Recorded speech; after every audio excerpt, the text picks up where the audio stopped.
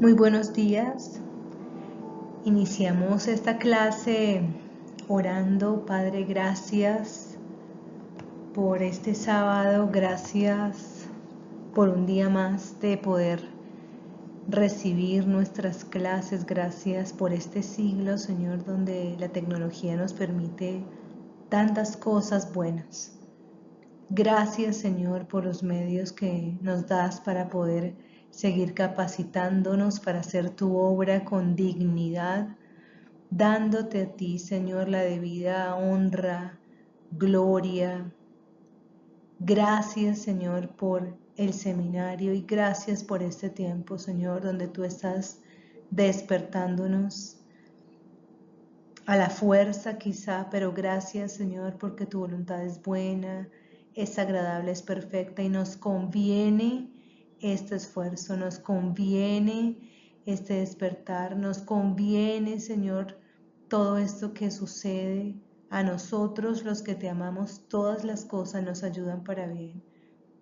Y nosotros, Señor, hoy oramos porque nosotros que somos tu pueblo, estemos ante ti humillados, reconociendo, Señor, tanta ingratitud, tanto pecado. En el nombre de Jesús, yo te pido, Señor, que tú estés obrando en cada uno de nosotros, de nuestras casas, de nuestras iglesias, que sea un tiempo especial para levantar un altar individual y un altar familiar, que sea un tiempo de sacrificio, que sea un tiempo de búsqueda, que sea un tiempo de recogimiento, pero también un tiempo de obediencia a las autoridades y un tiempo, Señor, en el que podamos ver tu misericordia con tu pueblo. Guárdanos, guarda nuestras casas, nuestras vidas. Dejamos este tiempo en tus manos, Señor, y te damos gracias. Gracias por esta clase. Amén. Bueno, en esta clase vamos a hacer el recuento de lo que hemos visto hasta este momento. Ya avanzamos en mirar cuál es el contexto de nuestro gran tema, que es la reforma. Entonces, en el contexto vimos las grandes migraciones o invasiones bárbaras. También estuvimos hablando del feudalismo, de las cruzadas, del islamismo, del renacimiento, de ese poder papal absurdo. Luego pasamos a otro gran tema que fueron los antecedentes de la reforma. Esos pequeños pasitos, ese génesis quizá endeble y como un cero nítido, pero que de todas maneras fue el génesis de la reforma. Y entonces estuvimos estudiando el monasticismo, la Inquisición, el escolasticismo, el misticismo, la clase pasada, la peste negra o la peste bubónica, y ya en este momento vemos ya no el poder papal en su esplendor, sino la decadencia del poder papal, ya cómo iba cayendo ese poder papal. Y entonces pasamos a nuestro tercer tema, acercándonos al tema principal, que son los intentos de reforma. Y en esta ocasión vamos a ver algo acerca de tres personas, de Juan Wycliffe en Inglaterra, de Juan Hus en Praga, lo que hoy es Praga, y de Jerónimo Savonarola en Italia. Importante decir sobre estos personajes que son los precursores de la reforma. Sin ellos seguramente la reforma no se hubiera dado. O quizás si a ellos se les hubieran dado todas las condiciones, ellos hubieran sido los reformadores. Y creo que cuando uno estudia historia y cuando uno está en el camino con Cristo, aunque haya personas que históricamente y humanamente resalten más que otras, no por eso podemos desconocer el trabajo que hacen los demás. Hay mucha gente famosa en el mundo cristiano, grandes evangelistas, grandes predicadores, grandes maestros, pero detrás de cada uno de ellos a veces hubo una persona quizá muy ausente, muy aislada, hasta casi podríamos decir que frente a otros insignificantes, desconocida.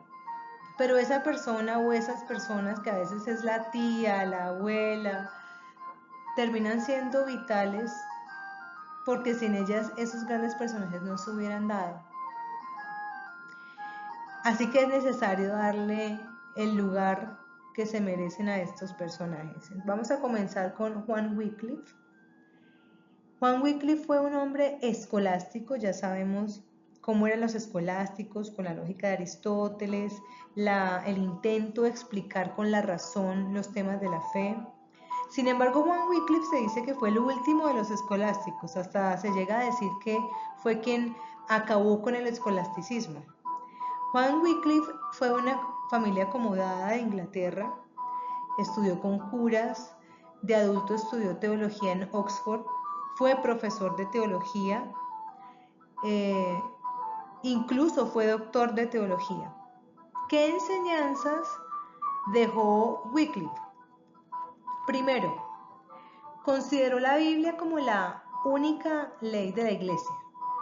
Eso para nosotros es muy sencillo decirlo, pero para el momento, la ley de la Iglesia era lo que el Papa o los papas determinaban, lo que los concilios decidían. Sin embargo, Wycliffe cambia absolutamente todo y termina diciendo que la Biblia es la única ley de la Iglesia. En cuestiones de fe, la Biblia para nosotros es la autoridad. Eso es lo que nosotros creemos hoy. Para el momento, vuelvo y digo, un pensamiento supremamente revolucionario. Segundo, que la Iglesia estaba compuesta solo por los creyentes. Eso mismo creemos también hoy. El que cree hace parte del cuerpo, se suma a la familia cristiana. Tercero, la única cabeza de la Iglesia es Cristo. Para la época también revolucionaria, ustedes saben que el Papa terminó siendo el vicario, el representante de Cristo en la tierra, y todo lo que decía un concilio o el Papa, pues realmente tenía autoridad sobre la Iglesia y sobre la gente. Cuarto, aunque no se oponía a un jefe terrenal de la Iglesia, sí consideraba que la persona que ostentara la autoridad de la Iglesia tenía que llevar una vida santa. Por supuesto, esto iba en contra de todo lo que se vio en el momento, porque ustedes tienen de la clase pasada un recuento de cómo fue el papado para este momento. Incluso les leí la clase pasada algo acerca de algunos papas y todas las atrocidades que cometieron, la inmoralidad absurda que vivía para ese momento el liderazgo de la Iglesia. Quinto, señaló que toda autoridad en la tierra era delegada por Dios y debía responder a Dios por su uso. Eso también es muy básico para nosotros, sin embargo, para la época les leí algo acerca de cómo para mantenerse en el poder, para continuar en el poder, terminaban comprando puestos, vendiendo puestos, teniendo hijos, nombrándose entre ellos.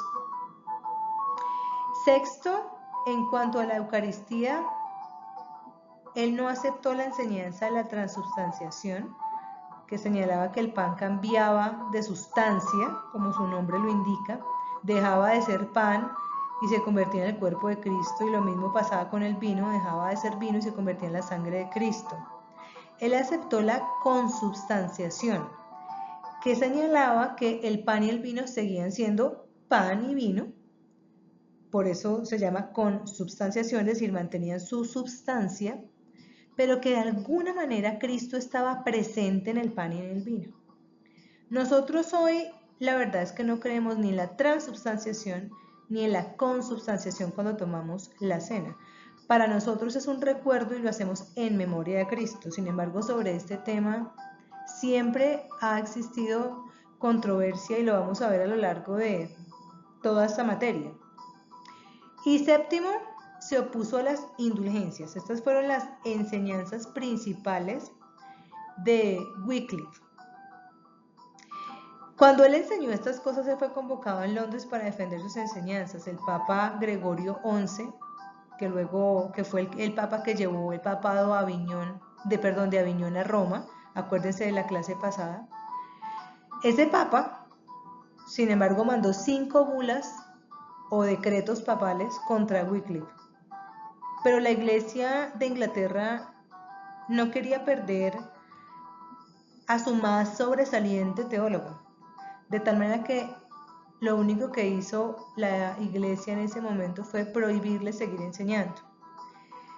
Como era el año del cisma de Occidente, que ya vimos la clase pasada, el Papa se olvidó del problema en Inglaterra. Realmente ellos no estaban concentrados en este tipo de problemas. Y por eso Wycliffe siguió enseñando en Oxford y luego se declaró en abierta oposición a la Iglesia Católica. Fue, de hecho, el primero en declararse abiertamente opositor.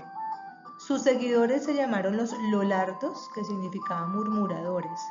Eran los discípulos de Wycliffe, que fueron instruidos directamente por él y mandados a predicar con tratados y sermones escritos por Wycliffe, con copias en inglés del Nuevo Testamento traducido por Wycliffe. Imagínense la importancia de este personaje. O sea, enseñó, se reveló con toda autoridad, era además un gran defensor de la fe, pues al punto que no era fácil, digamos, discutir o pelear con él. Tradujo la Biblia en inglés. Y los escritos de Wycliffe fueron todos condenados después de su muerte en el Concilio de Constanza. Ese fue el concilio, les recuerdo, que quitó a los 3 papas y dejó a uno solo. En ese concilio, por orden del Papa, se desenterraron los huesos de Wycliffe para quemarlo como hereje. Miren el absurdo al que llegó ese momento. Algunas personas, por ejemplo el pastor Manuel Cronfli, considera que Wycliffe fue el padre de la Reforma, que fue tan importante como Lutero o como Calvino, pero que no se le dieron las cosas en ese momento. De lo contrario, seguramente estaríamos hablando del reformador, no de Lutero, sino de John Wycliffe, nuestro primer personaje de la clase. Vamos con el segundo. Muy bien, nuestro segundo personaje fue Juan Hus. Él nació en Bohemia, lo que actualmente es Praga, la República Checa. Estamos hablando de 1370-1415, es decir, el siglo XIV. Juan Hus era de una familia humilde, fue estudiante de la Universidad de Praga, la capital de Bohemia, donde más adelante fue nombrado rector. Fue director de una capilla, la capilla de Belén, y era confesor del rey Wenceslao. Esto significa que él era un monje. Conocía las enseñanzas de Wycliffe por medio de unos estudiantes bohemios que habían estudiado en Oxford. En Oxford estudió Wycliffe y además fue profesor en Oxford. Para ese momento el ambiente de la iglesia era de un deseo de reforma administrativa, y en la política, en el ambiente político, lo que se vivía era un nacionalismo en contra de los alemanes. La iglesia de Bohemia se quería reformar administrativamente, no doctrinalmente, pero les repito, políticamente se vivía un nacionalismo en contra de los alemanes porque los alemanes pretendían mandar de alguna manera al pueblo bohemio. Juan Hus tuvo en cuenta esas dos necesidades, es decir, por un lado la reforma administrativa y por otro lado el deseo nacionalista del pueblo, y lo canalizó hacia una reforma doctrinal en la iglesia, es decir, supo combinar estas dos necesidades. Así las cosas, las enseñanzas de Juan Hus se pueden resumir así. Primero, denunció la división del papado, la simonimia y demás abusos de la iglesia. es decir, todo lo que se quería comprar o vender que venía de parte de Dios. Tercero, canalizó el nacionalismo de los bohemios. Cuarto, proclamó como la única autoridad de la iglesia las escrituras, igual que Wycliffe.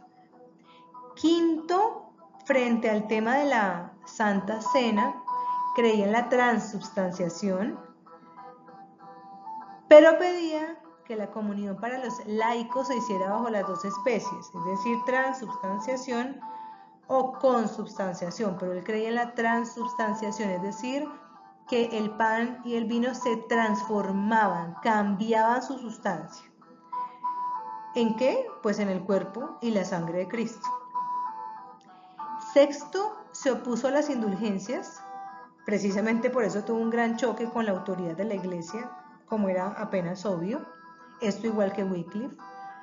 Séptimo, solamente consideraba que la vida de un papa santo podía tener autoridad, es decir, para la época, pues en últimas, según esta premisa, ninguno tendría autoridad. Juan Hus fue convocado por el papa para defender sus ideas, pero Juan Hus no fue, y por eso fue excomulgado. Como fue excomulgado, ya no se consideraba parte del cuerpo, parte de la Iglesia Católica. El pueblo de Praga, no obstante, lo respaldó y él pudo seguir predicando su doctrina. Luego nuevamente fue excomulgado y tuvo que salir de Praga, se radicó al sur de Bohemia, donde comenzó a escribir su doctrina. Él también fue llamado al Concilio de Constanza, nuevamente el que resolvió el problema de los tres papas, que les acabo además de mencionar con la vida de Wycliffe, y fue llamado para este momento para contestar una acusación de herejía. Por supuesto fue acusado como hereje entre otros por seguir a Wycliffe, que para el momento ya estaba muerto. Como no se retractó de sus enseñanzas, se negó, pues fue condenado a la hoguera donde fue quemado vivo. Es decir, que en ese concilio tan importante se resolvió el problema de tener tres papas en esta tierra. Se mandó a desenterrar los huesos de Wycliffe para que fuera quemado como hereje, pero además se ordenó la hoguera para Juan Hus. Sus seguidores, los husitas, fracasaron en la defensa de sus doctrinas. Sin embargo, provocaron una guerra civil que ganaron y por eso firmaron un acuerdo con la Iglesia Católica donde se comprometía la Iglesia a aceptar algunos puntos de Juan Hus, como la libertad para predicar y la comunión bajo las dos especies, transubstanciación y consubstanciación. No obstante, todos los husitas no estuvieron de acuerdo con ese convenio pues, que hubo entre husitas y la Iglesia Católica, y esos husitas disidentes se apartaron de la Iglesia para formar un movimiento que se llamó la Unidad de Hermanos, muy importante, porque probablemente venimos de ahí, de la Unidad de Hermanos. Y este movimiento de la Unidad de Hermanos se extendió hasta Moravia y en el siglo XVI se unió a la Reforma.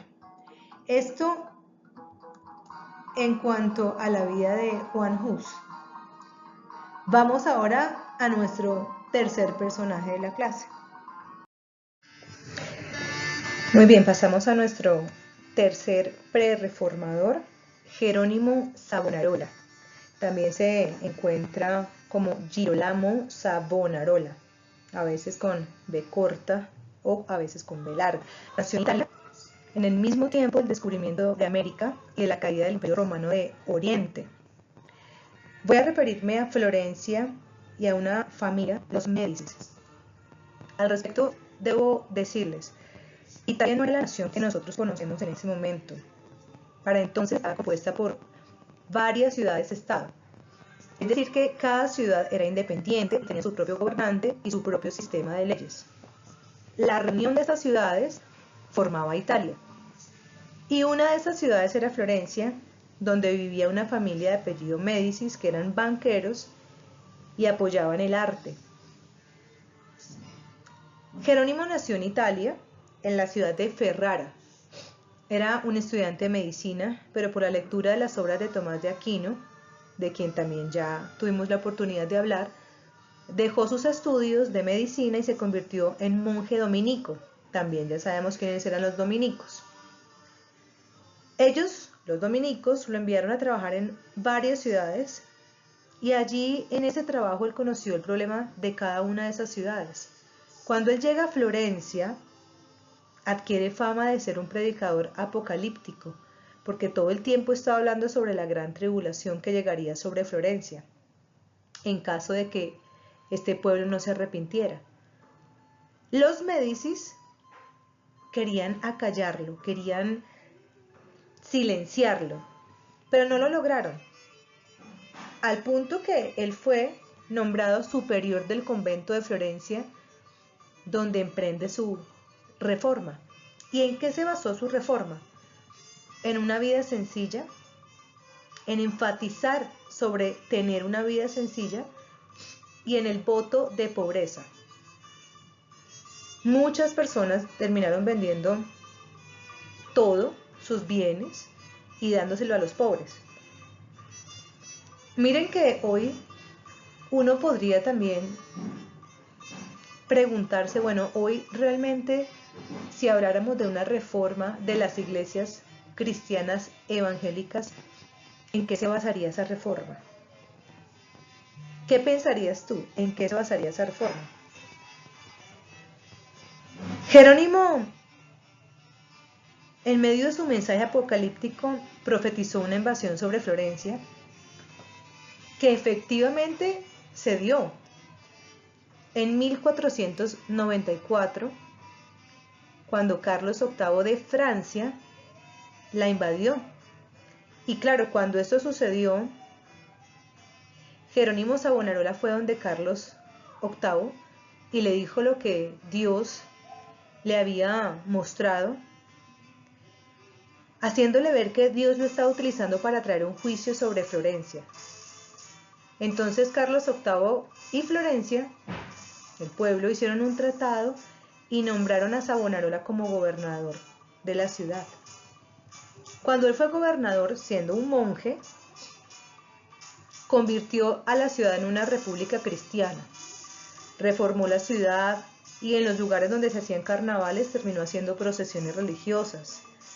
Con la ayuda de muchos jóvenes emprendió cruzadas contra la inmoralidad y también fomentó la lectura de la palabra. Es decir, el pueblo se comenzó a convertir. Los comerciantes devolvían sus ganancias deshonestas y comenzaron incluso a quemarse los libros de brujería y magia.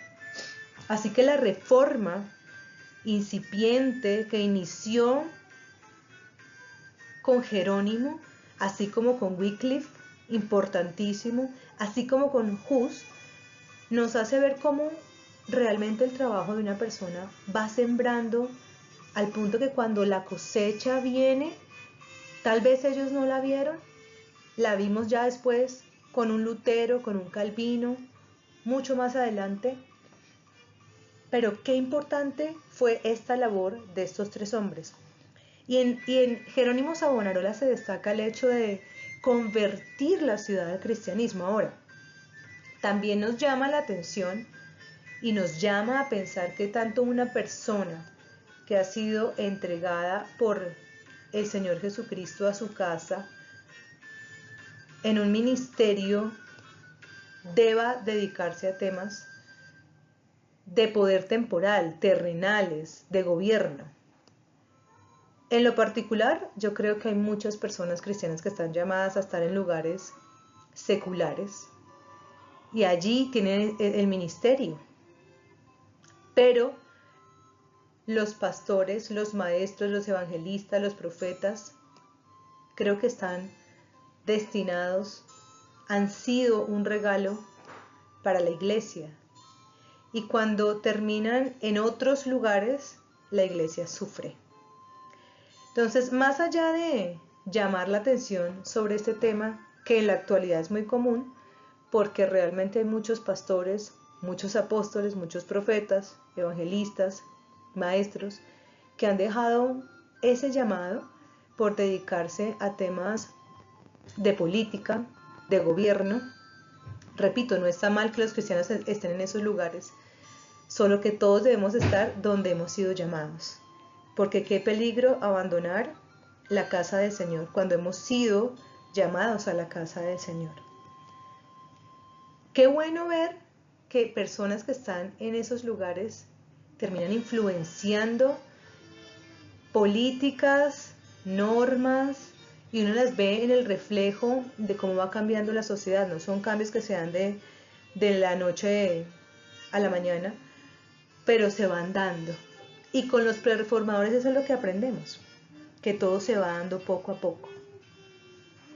Por supuesto, los aristócratas y los políticos de Florencia conspiraron contra Jerónimo Savonarola, y el Papa Alejandro VI lo miraba como un enemigo.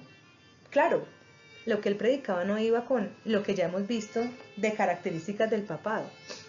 Una vida sencilla y un voto de pobreza no era precisamente lo que quería la iglesia en ese entonces. Así que fue perseguido y le prohibieron predicar, y finalmente lo capturaron. De hecho, para silenciarlo, el Papa terminó nombrando un cardenal, pero él no, lo terminó nombrando cardenal, pero él no aceptó. Y por esta negativa lo condenaron como hereje y fue quemado en la hoguera. Esta es la vida de Jerónimo Savonarola.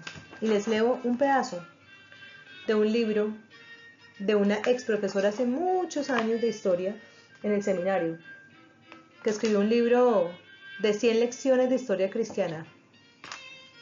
Ni sus planes de reforma ni su teología contuvo nada herético.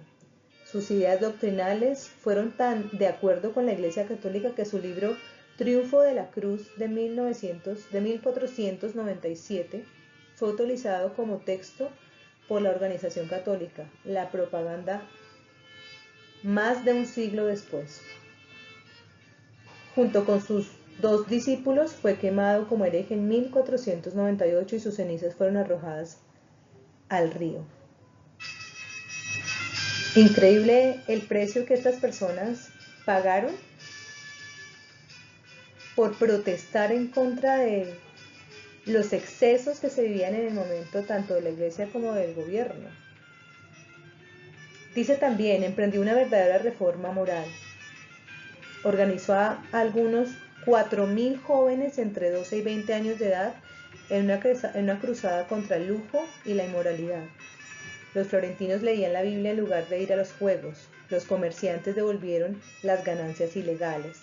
En dos ocasiones, en 1496 y 1497, los florentinos quemaron públicamente sus vanidades. Los malos libros y cuadros, los naipes, los elementos del juego en general, las joyas, la ropa fina. Increíble lo que puede hacer un hombre que impacta con su vida, con su testimonio, que también tiene manifestaciones del poder del Señor en su predicación, en todo lo que hace, esa influencia que ejerce, fíjense, en jóvenes que terminaron dejándolo todo. Y también quiero resaltar a partir de la vida de Jerónimo Savonarola, hasta qué punto nosotros, siendo cristianos, hoy en el siglo XXI, nos preocupamos tanto por el lujo, por la vanidad, incluso de nuestros templos. Incluso de nuestros templos. Recuerdo mucho cuando yo era joven, en la reunión de jóvenes de la iglesia, que escuchábamos predicaciones a veces de Josué Irión, y él nos relataba la dificultad que vivía a veces un indígena para llegar a escuchar la palabra de Dios. La llegaban a escuchar 2 horas, pero recorrían 4 caminando para poder llegar. Ellos no estaban preocupados por mojarse si acaso estaba haciendo mal clima. Ellos estaban solamente enfocados en llegar a escuchar la palabra de Dios. No importaba lo que tuvieran que atravesar. Pero hoy nosotros somos muy cómodos. Si hay mal día, tal vez no salimos. Si la silla es dura, tal vez la criticamos. Si la iglesia no es bonita, si el sonido, si esto, si lo otro. y estamos quizá en el límite de la vanidad, cuando realmente lo importante de nuestra fe se puede estar quedando atrás. Pero estas personas por eso enfatizaban en lo básico, en una vida sencilla, en la palabra del Señor. En una vida sencilla, ojo con esto. A veces las iglesias cristianas evangélicas son muy criticadas por este tema. Y creo que ver diferentes aspectos de la vida de estos hombres nos hacen reflexionar sobre lo que nosotros tenemos en exceso en nuestra vida. De esto no se trata de decir ahora, si mi pastor esto, mi pastor aquello. No, que el Señor nos guarde del juicio y de creer que somos los que tenemos la verdad revelada y que los demás están mal, pero nosotros estamos bien. Estas clases realmente lo llaman a uno a reflexionar en lo que en la vida de uno puede cambiar. En lo que la vida de uno, a partir de esos pequeños cambios, se generan grandes avivamientos, grandes reformas individuales que luego terminan impactando nuestras casas, nuestras familias y por supuesto nuestras congregaciones, y así sucesivamente hasta impactar a la sociedad, como creo estamos llamados a hacerlo hoy. No podemos seguir en el secreto, ¿no? Como cristianos fantasmas, no, tenemos que salir a dar el mensaje. Estamos viviendo en un momento donde la gente necesita esperanza. Nos da la oportunidad de brillar. No dejemos pasar esta oportunidad. Son tiempos difíciles en nuestras congregaciones. También mucha gente se ha visto afectada, muchos se han ido ya al cielo. Pero los que estamos, que podamos ver con esperanza lo que viene, con la esperanza de tener un Dios que nos sostiene, que ha prometido que las puertas del Hades no prevalecerán contra nosotros, que dará evidencia de su grandeza y de su poder cuando hagamos su obra. Así que te animo para que, pensando en estos grandes hombres, reflexionemos en lo que podemos cambiar individualmente y como congregación, y salgamos a hacer la obra del Señor y a predicar el Evangelio a tantos que lo necesitan, y también a levantar los brazos de tantos que son nuestros hermanos en Cristo, que están pasando necesidades, no solamente económicas, emocionales, espirituales.